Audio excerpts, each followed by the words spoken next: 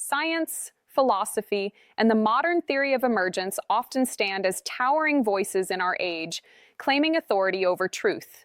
They tell us that God cannot be proven, that his existence is unnecessary, and that the universe is merely the product of chaos organizing itself into order.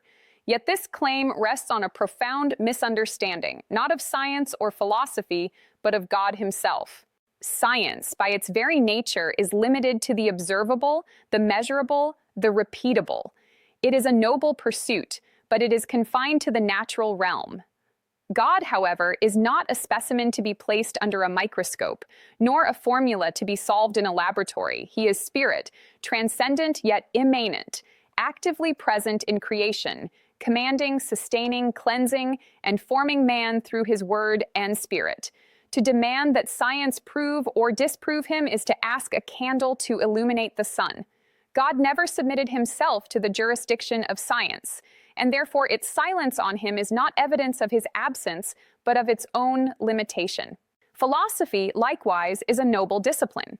It wrestles with meaning, morality, and existence through reason and dialectic. Yet philosophy, too, falters when it attempts to dismiss God. For reason itself is a gift from the Creator, and logic is but a shadow of the divine Logos, the Word through whom all things were made.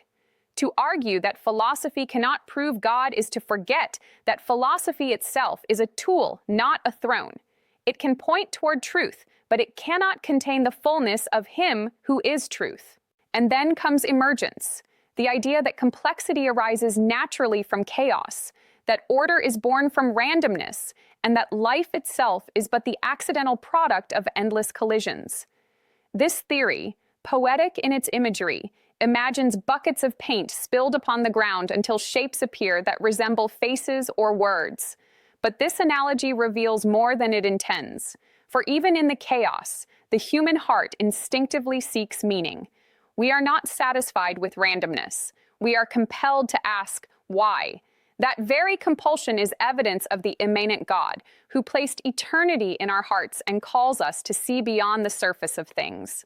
The truth is this: God is not a distant architect inferred by gaps in knowledge. He is not a hypothesis waiting to be tested, nor a philosophical conjecture debated in classrooms.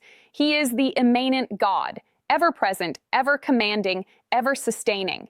He is the one who cleanses the conscience, forms the soul, and calls man into obedience.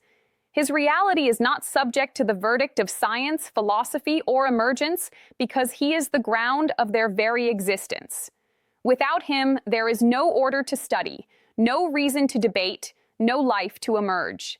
Therefore, the assertion that science or philosophy fails to prove God is irrelevant. It is like declaring that a telescope cannot measure love or that a scale cannot weigh justice. These disciplines were never designed to capture him. God is not dismissed by their silence. He is revealed in their limits. The immanent God stands beyond their reach, yet within every breath we take, every thought we form, every moral choice we make. And so, when the world insists that God is unnecessary, we answer, He is not unnecessary, He is unavoidable. He is the pulse beneath creation, the word that speaks order into chaos, the spirit that breathes life into dust.